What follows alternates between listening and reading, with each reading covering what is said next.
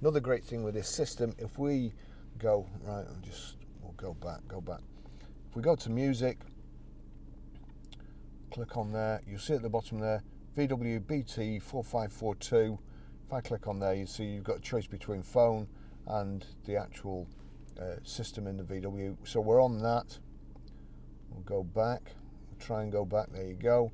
I'm going to turn that down, click play. Over here we go to media, click on media, and then it's actually on it at the moment, but it's gone straight to Bluetooth. But if it hadn't, let's just see, we'll click it on there, and then we'll go back somewhere else. So I've clicked play here. Just turn that down a second. So the music's playing here. We go over to the system, we click media. That's coming on CD. I don't want it on CD, so we go to source, and then we select Bluetooth audio. That's playing this.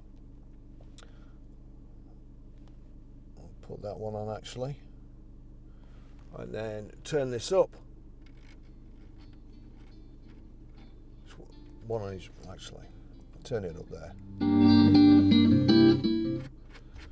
One of these clutch volume controls, which the faster you turn it, the slower the music goes down, so you just feel like punching it. But anyway, so that's how you do that.